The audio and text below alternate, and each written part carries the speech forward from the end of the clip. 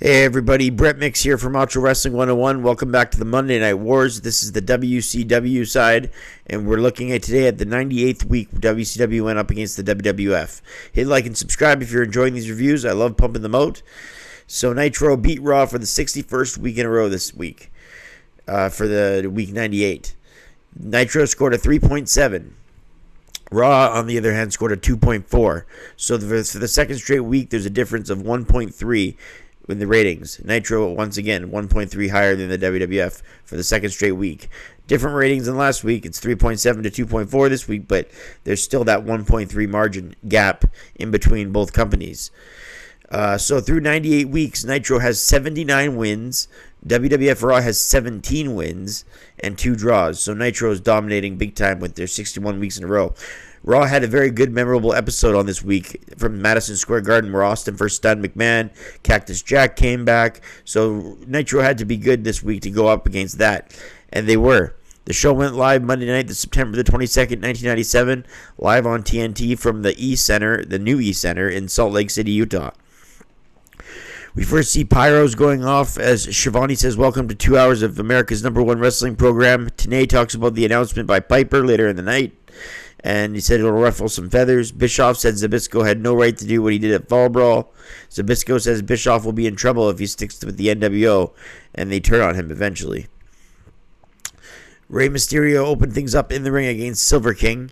Rey took on Eddie 2 weeks ago, and then last week Juventud, so he's been pumping out some classic matches ever since he's been gone, and now he takes on Silver King.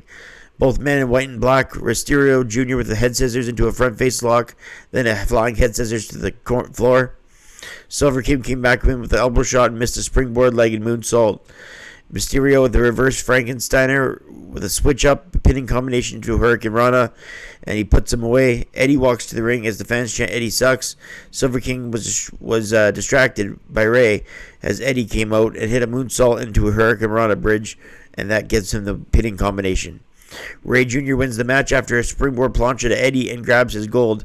Will he see that belt at Halloween Havoc was the question, as Eddie Guerrero had the title and Rey Mysterio was looking for it, as those two will meet at a classic match at Halloween Havoc. I gave the Rey Mysterio Jr. Silver King match 2 stars and 3/4. So almost 3-star match there.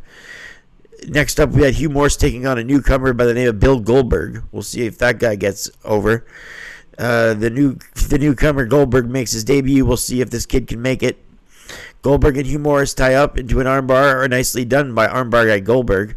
Tried to get back in the ring, and then Hugh Morris tied him up and tried to apply the no laughing matter. When he did hit it, Goldberg kicked out simply. He also power slammed Hugh Morris, and then Goldberg pins him and is 1-0. He says nothing to Mean Gene, as Mean Gene tried to get a word with the newcomer. The less said with better was with Goldberg and Sting, guys like that. The less said, the better. Sting didn't talk for a year and a half, and look at how popular he is. Goldberg said no words, and look how dominant he'd become. I give the match 1.25 stars for Goldberg's debut. The Nitro girls dance in the ring while Shivani talks about what is up. Alex Wright defends his title, his TV title against Disco Inferno. Wright, the Disco Inferno was hungry by bringing his disco fever to the crowd. Salt Lake City, some of them were getting down with Disco. Alex Wright and Disco is down after his dancing. Wright comes off the top with a stomp on his sternum. Alex with a gut shot and a spinning into the Disco Inferno. Disco Inferno is hit with a side suplex, and Disco wins the title. New TV champ Disco Inferno as he beats Alex Wright with 2-star match. Hall and Six come out and talk about how Lex Luger has some old school wrestler had to help him, and they're talking about Larry Zbyszko at Fall Brawl when Luger pinned Hall. He said some ex-wrestler, some fossil wrestler tried to help him, and it's Zbyszko. Hall says he doesn't want to wait till Halloween Havoc for Luger. And then he didn't come out, so he's called out Zbyszko. Zbyszko said that's enough, and he took off his stuff and he came down. Hall says you're all bluff and no stuff, and then hit a crotch chop. Before that was the suck it taunt. Hector Garza ended up taking on Scott Hall. Scott Hall spanks the official and gets up, and Garza picked up the upset win as he came right behind with a cradle as Larry Zbyszko was psyching out Scott Hall, but Garza picked up the huge upset win by rolling him up, and Hall kicked out, and the fans went crazy when Hall lost. He kicked out after the 3. Hall, after the match, hit the outsider's edge to Hector Garza, and then he said, "This is for you, Zbyszko," and then he slammed him down. No rating for the match, with Hector Garza upsetting Scott Hall because it was just a roll-up pinfall victory. Hall's lost. Hall doesn't mind losing to people. I was gonna say jobbers, but when the 1-2-3 Kid was just the Kid, he lost to him. He lost to Hector Garza here. He doesn't mind losing in surprise fashion. They talk about how Garza and Goldberg picked up upset victories in the first hour. With that Goldberg over Hugh Morris victory, and then, of course, Garza over Hall. Cyclope, Juventud Guerrera, Lismark Jr., and Ultimo Dragon took on La Parka, Psychosis, Villano 4 and 5 in an 8-man tag. Ultimo Dragon was the most accomplished of the group. Psychosis and Juvi were pretty big too. La Parka sort of as well. The other few guys were a bit below them. Nonetheless, this was still fun. A huge chop as the crowd go, oh, as La Parka is in there. No idea who the legal man is, as you become legal when you enter the ring. Whenever somebody's thrown to the outside, your tag team partner becomes legal. Cyclope with a somersault splash to the floor, then La Parka with a corkscrew into a moonsault into the air. Then Air Juvi hit a springboard plancha into the group. Meanwhile, Psychosis and Ultimo Dragon went at it in the ring. In the ring, La Parka slams Juventud. Juvi is tapping, but he's on the floor, so there's no decision. Juvi with La Parka springboard Hurricane Rana, then a victory roll by Juventud to La Parka gets him in the end. So Cyclope, Luz Mark Jr., Juventud Guerrera, and Ultimo Dragon win in the end. Just great action. Everyone hits their big spots. It was a fun sprint, non-stop action in that 8-man tag. I give it 3 stars. The new commissioner, Roddy Piper, comes out to a great ovation.